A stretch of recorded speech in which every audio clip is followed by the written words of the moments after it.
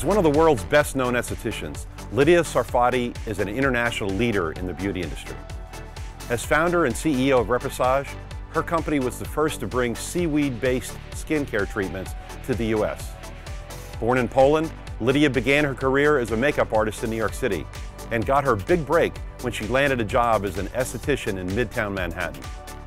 She opened her first salon in 1977 and today has grown her business into a multi-million-dollar company distributing skincare products to more than 20 countries around the world. Lydia Sarfati, I am so honored that you're here. We kidded about it. You're an industry icon. I'm always afraid of using the word industry icon because sometimes that makes somebody sound older and you're not. But really, you're one of the greats of this industry. And you have personally defined aesthetics in the United States. And I just think it's so cool that you're here in Hershey with us. And I'm honored that you decided to sit down with us. Well, Frank, thank you. It's my honor, and I agree with you, legend. I remember I actually was a legend featured at the Dermoscope magazine, right. And when back then Ron Renee called me and says, "We want you to be our legend," I was like, absolutely not, Frank. I'm not 100 years old yet. Yeah, after I'm dead, you can talk about legends, exactly. Right? Exactly. So I hear you, yes. I've never really thought of myself as a legend, but certainly being in the business for as many years as I have. We won't ask you how many years. We won't, it's been a few. But it has been few.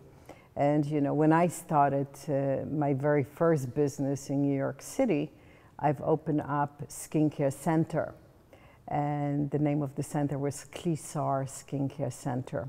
And it was 1977. Mm-hmm. So for those of you, probably you don't remember because many of you have just, you were perhaps born after that. Maybe you were even born after that. But we had inflation, we had recession, we had 22% interest rates. And there I was opening up these gorgeous skincare salon. And everybody told me, Lydia, this is too bad, you're such a nice girl, you're going to be out of business by January. And I've opened it in September of '77. Shortly after, I had a full-page article in Daily News under the banner that said, "Who has the chutzpah?" And that's an Italian word, right, in New York, I'm kidding, to open a skincare salon, so close to back then the diva of skincare business was Georgette Klinger, and I was the new kid on the block. And I have to tell you, within 3 months since we've opened the salon, we were so successful. In fact, the first year in business, we did 22,000 facials. Oh my God, first year. First year, ouch, wow. Those carpal tunnels, I was going to say. Lots of massages, right. and now they call me the Queen of Seaweed. Back then, I was called the Queen of Blackheads because I loved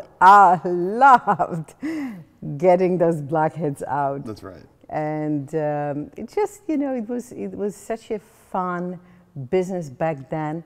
It is still fun business today. And every day I get up and I said, wow, I'm always in a rush to get to work because there are all these new things I'm thinking of to do and to create and to develop. So it has been a wonderful journey that will continue to be a wonderful journey. Well, your journey really started in Poland. Yes, it did. It started where you were born and raised and actually even educated. Yes. Was in Poland. And you emigrated from Poland as a young woman. Yes. Okay. But I'm going to ask you, where did you originally get the idea that you wanted to be an esthetician or you wanted to be in skincare? You know what? I have to tell you something, Frank. And I went back to Poland in 1994 for the first time since I left Poland, which was in 1969. And my teachers, we were having tea, and they were telling my husband, David, Lydia loved doing skincare even when she was 12 years old. Oh my God. She would run after, especially boys, catch them, cut their fingernails, and grab them to squeeze their blackheads. So I think at 12, oh my goodness. I think at 12, I already wanted to be an esthetician, you know. You were fascinated by skin, weren't you? Loved it. I always was cooking up something in the kitchen, always trying to make creams and masks, and you know, if I could have 6 people lying down and everybody in a different color mask, maybe this is where my facial bar idea came from. That's probably where it was. I wanted always people to just have something on their face, you know. Let's make your skin pretty. But that, you know, and that's really very Eastern European. I mean, Yes. you know, I know Christine Valmy and a lot of the greats came from Eastern Europe. Yes. I mean, so I know it's a lot more in the culture. But I think it's so cool that you had that urge to do this way back then. Yes. I mean, that's amazing to me. I loved it. I mean, it just, you know, if people say, we were talking to Shiri earlier, and when she was a young girl, we are in Hershey, she wanted to have a chocolate factory. I always wanted to have skincare factory, and now I have it. You do have it, and also you have skincare products all over the world, which is an amazing thing. Repêchage, second chance. This is why I named the company Repêchage. I never knew that. Yes, because repêchage in French means second chance. Now, where did you come up with the word second chance? A friend of mine who was a PR director for me at the time, we were sitting having lots of nice wine, and I was telling her about, you know, of course, how beauty has changed my life, and how beauty is such an important part of my life every single day. And I said, you know, this new treatment that I'm doing, it's really all about change. It's all about giving skin second chance. And that was at the time when I was developing the 4-layer facial. So she says, repêchage. And I say, repêchage. That's a beautiful word. I love it. It's a beautiful word. It is second chance for beautiful skin, and second chance for beautiful business, and second chance for anybody in life. That is absolutely wonderful. I hope people hear that inspiration. I mean, that's an amazing inspiration. Yes. I'm going to ask you, because I love asking my guests, the challenges that you've had in life. Now, the irony is I'm asking you when it's pretty obvious to me, somebody coming from Poland, somebody not speaking the language, not knowing the culture, and literally starting from scratch in a country. But you did it. I mean, that's an obvious challenge. But have there been challenges in your life where you said, "Is this really worth it? Maybe maybe I should just quit and give it up." Well, you know, you have said something very important. Big challenges when I came to United States. Not really. I mean, I studied English in school, but just like you probably studied Spanish or Russian. Right. So you have the knowledge, but not really an ability to communicate. Right. And you know, the challenge was not only was I coming from Poland, where already in the United States there is that stigma about Polish people, where they wanted to show me whether I know how to operate a washing machine even. And in the meantime, you know, in the meantime, terrible. I was educated, you know, fluent in other language and in Italian, because I lived in Italy for a year and had a lot of culture and knowledge and history and geography. So just even overcoming the fact that I'm from Poland, you know, I should be like in a babushka with, you know, and here I'm talking about beauty. People have prejudices.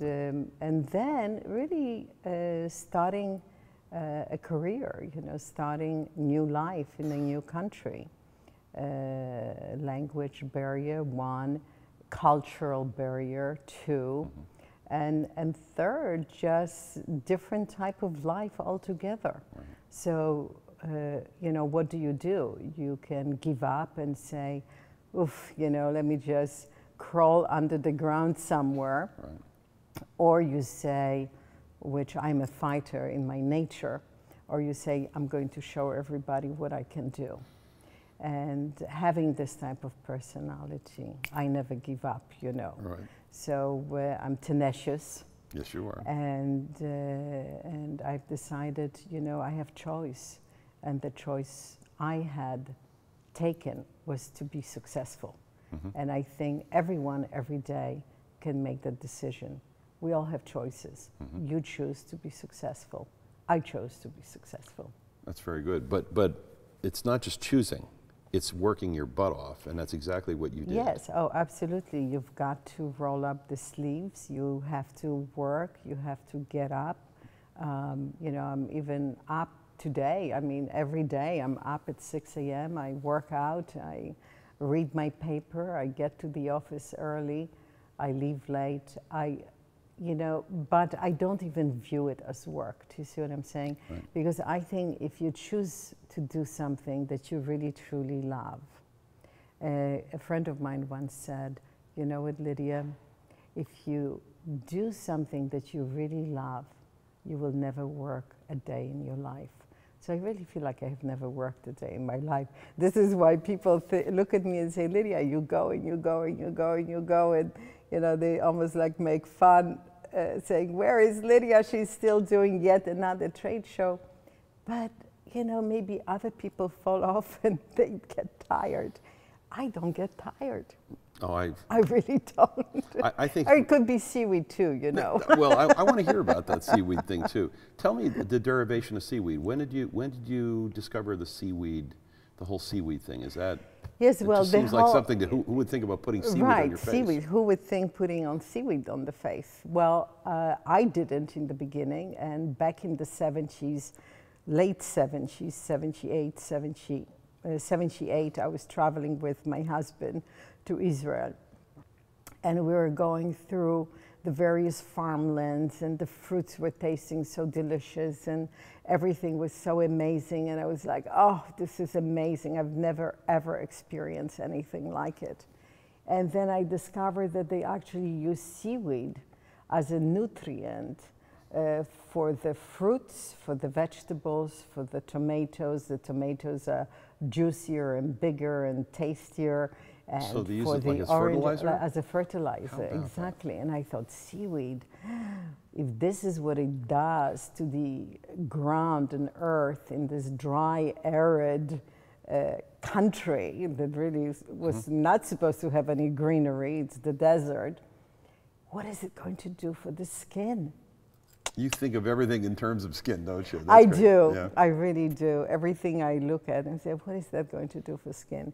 So I discovered where they were actually, who they were working with, went to France, met with the harvesters, met with the people that were processing the seaweed, and said, I have an idea.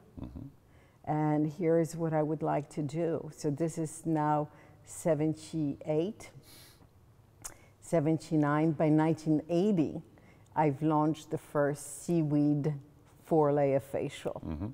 And everybody said, seaweed, yuck. Yeah. But you know what? Today, you know, it is the best facial. You know, and people have copied. Oh, yes. But you know, everything that is fantastic, people are going to copy, but it's always a copy and it's never the same. Oh, that's exactly right. And you know, today we actually process our own seaweed. We have our own now patented process of doing the seaweed extraction. So we still harvest in France, but actually we're now looking into harvesting up in around New Hampshire, because we're discovering that they have Laminaria digitata there. So we might be even now going into the harvesting business. Who knows? Oh my God. Yes. Taking the ocean and making it something where you can grow things. Well, you know, sea plants are amazing. There are 40,000 different sea plants in the world. Wow. And today sea plants are used not only, of course, in cosmetics, but in agriculture, as they have. Also, they've been used now in pharmaceuticals and food industry. If you ever ate a diet ice cream, you ate seaweed. No kidding. Because agar is what is used or carrageenan or agar is used in food industry as a replacement for fat.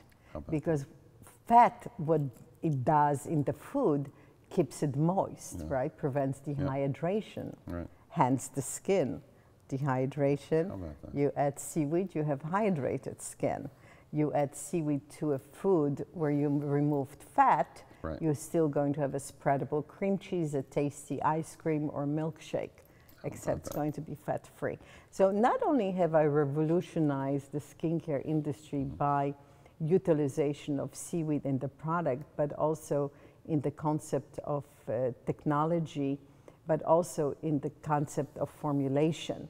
Because before, any moisturizer you made, you needed water and oil in order to make a moisturizer. That's what makes an emulsion. Today, we don't use oil in every formula, but we use seaweed in every formula. So you can still have an emulsion, it's still creamy, but it's oil-free.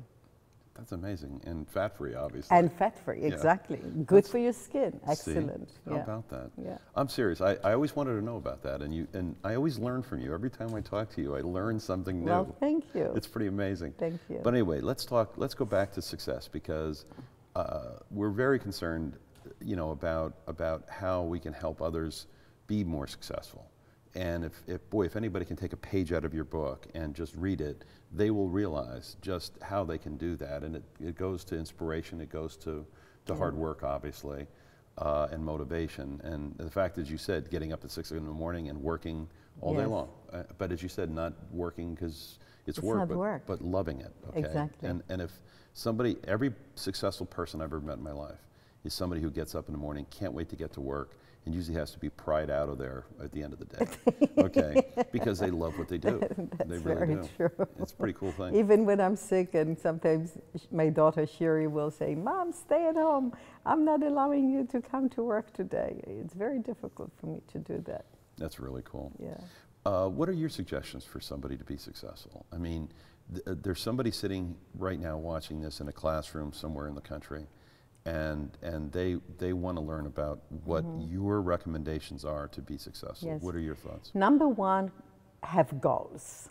Absolutely. I am a very strong believer in writing your goals down. You know, you can change your objectives, but you have to have clear objectives. Start with something.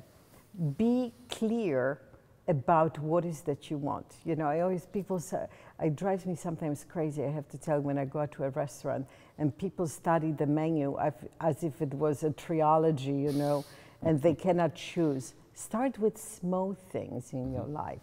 Make decision. Be assertive. And at the same time, know what you want to do. Write 10 points. I want to do this and I want to achieve that by this time.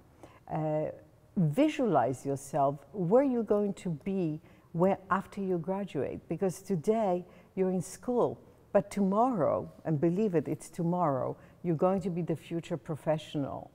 Now, don't think that when you graduate, you're going to right away drive a Rolls Royce. It takes a little time to get there. A little time. And maybe that's not your objective. Maybe you're very happy in your Hyundai or Volkswagen or whatever your choice of vehicle is. The point is, have a goal, plan it, be tenacious, stick with it, don't give up. Life is like a roller coaster.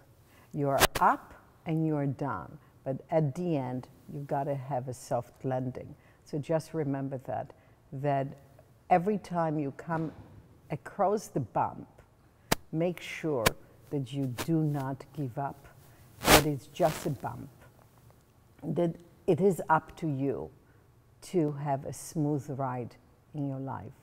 And don't give up. That's my very important message to you. That's very important. It's funny that the successful person like you sees an obstacle as a speed bump, maybe. Sometimes not even a speed bump. And other people see the same exact thing and think that it's an obstacle that they can't go past. No. And boy, that's a great analogy that you have. No, I think that, you know, every challenge in life is an opportunity. Because if you don't have challenges in life, how do you know when you've reached success? Perhaps you don't know. That's good. Perhaps you're not realizing that. So having an obstacle is actually an opportunity. It creates an opportunity in life. Look, today the economy is terrible, right? But it's an opportunity. I think that if you're good at something, you're going to be successful no matter what the economy is. Whether you live in New York City or you live in Hershey or you live in Des Moines, Iowa, it really doesn't matter where you are. It matters, it really truly matters you, the person, your goals, very important. Be clear. You can always change. You know, I was visiting Des Moines, Iowa, believe it or not. I believe it. And I was there and sitting and talking to the future student, and she was just graduating. And she says, you know, I got on the plane and I went to New York City for an interview with Nick Arroyo. Really? I said, you did? She says, yes, because I want to work for him. And I went there, and I wanted to get a job in his salon. And I looked at her, and I was just so happy to hear that, because look at her vision. She's not even graduating, right. and she's thinking and planning her future, taking the chance, getting on the plane, buying the ticket. Well, to me, that's worth... Talk about guts. Guts, and to me, that's worth already 100 points in my book. It is. It doesn't matter whether she will get the job right. with him or not. Right. What matters is her vision that she's able to get it. And I think that's brilliant. We all need to do that. Boy, I'd hire that person just for that. To be that tenacious. Absolutely. Can you imagine? That's I an loved it. thing. I loved it. That's And I get, you know, people say you're so inspirational. I said, but I get so inspired by the young future professionals when I travel, and we were hosting actually not long ago in our academy students from Empire School. They came with the teachers. And I have to tell you, they love when they come over there. I mean, they were just, I'm getting goosebumps because they were just so wonderful. They were so happy. They had the tour of the factory. It's like going for a tour of the Willy Wonka factory, chocolate factory. But they just, for me, it's a pleasure. That's an inspiration to be able to share that with the future professionals. And I hope that you enjoy the students here. You've been doing our Future Professional Expo for a couple of years now. Yes. And they love you. I mean, you have people following you around like you're a rock star.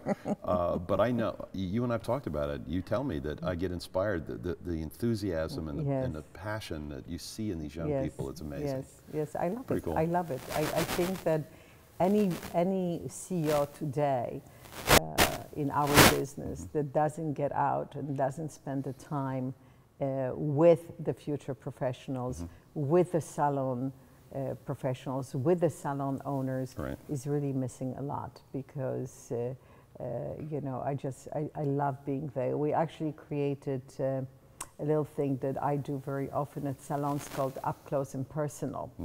And I still do it. I still go out there. I do the consultations for the clients.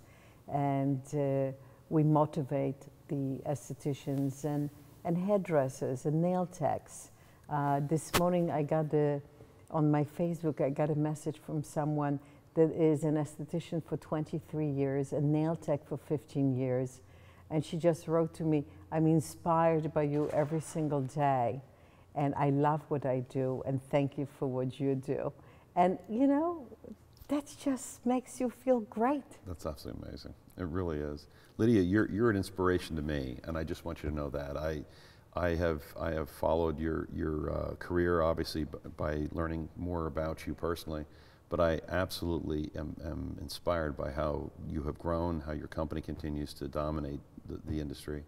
And I just hope the success for you continues for a long, long time, and also into the next generation. What's so cool is your daughter's involved in the company now, and she wants to take it to the next generation. She can take it to the next generation, and my grandchildren, and I said to them, I'm never retiring. You will never get rid of me. You're not going to get rid of me, are you? That's right. I don't think they will. They will carry me out of a stage somewhere. I think they're probably going to. Maybe in Hershey, Pennsylvania. It could be. And my son feels the same way about me. It's like, when is this guy going to go away?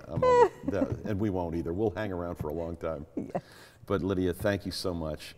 Thank you for the inspiration to the industry. Thank you for the contributions you've made to skincare and, frankly, the whole beauty industry combined.